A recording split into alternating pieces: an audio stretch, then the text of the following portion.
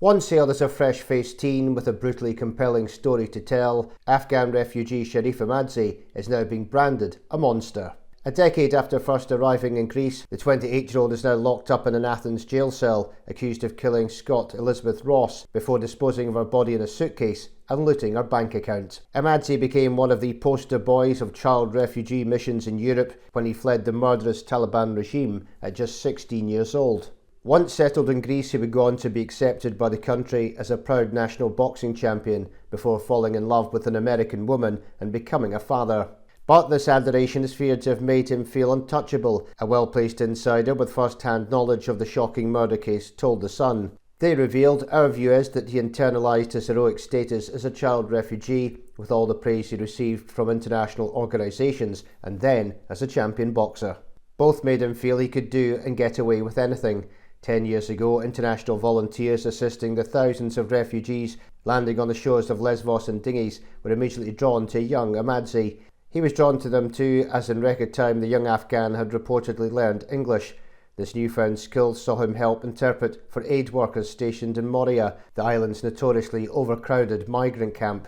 Field workers with the International Red Cross also quickly took a shine to the boy. They heard his miraculous story of survival as he made the journey on foot to Europe after seeing his father, brother, mother and sister die at the hands of the bloodthirsty Taliban. In 2016, an animated video released by the organisation devoted nearly 10 minutes to telling his remarkable story.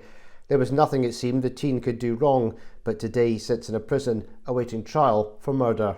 The American grandmother, who Ahmadzai calls mum after he was adopted by her and her relief worker husband in Lesbos, told The Sun, "When I heard the news, I couldn't imagine it to be true, not in a million years." Veterans in the Solidarity movement expressed similar disbelief this week. One volunteer said, "At our core, we were a small group, and Sharif was extra special because he had been a refugee himself. It all seemed so natural when he met Elena, fell in love with her, married her, and decided to stay on in Greece. None of us can get our heads around the fact that he is now detained in Korydallos prison and is the prime suspect in such a horrific case." By the time Ahmadzai had crossed paths with Elizabeth, he had converted to Christianity and had a child with wife Elena. His social media was littered with images from his boxing days, including snaps of his championship belts and pictures of his sculpted physique. Alongside his partner, Ahmadzai would also start up Christian-backed NGO called Love Every Nation. This was where Elizabeth, the Scottish aid worker killed in Athens, and her alleged murderer Ahmadzai would become friends. The NGO would frequently meet up in Elizabeth's flat,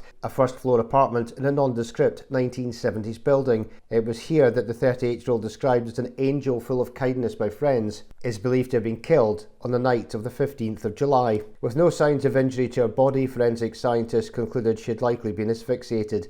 They are still waiting analysis of her blood and vital organs, as advanced decomposition had made an on-site post-mortem almost impossible to conduct. The toxicological tests will reveal the exact cause of death, George Kallikamanis, honorary president of the Union of Police Officers, told The Sun. But police are 100% sure it was murder. The big question, of course, is why. What was sure to George and investigators was that Ahmadzai was a cunning man.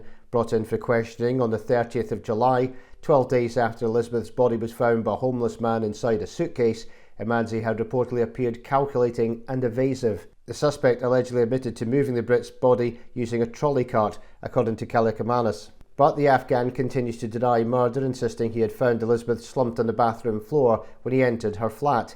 Panic-stricken Ahmadzai had decided to move her elsewhere for a still unknown reason. On the third day of interrogation, he confessed to withdrawing more than €10,000 from ATMs using the victim's credit cards. He also admitted to sending misleading text messages from her mobile phones to family and friends. From the get-go, he ejected the accusation of murder, added Kallikamanis. And to this day, he's never been forthcoming about how he got the card codes that enabled him to withdraw the money.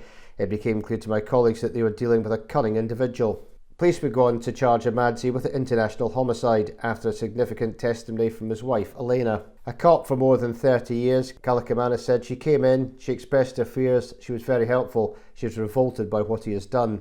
Dozens of tributes have been laid at the site where Elizabeth's body was found last month, just several kilometres from the Afghans' home in Kipseli. Among them are flowers, handwritten cards with one reading, "Elizabeth Jane Ross, forever in our memories."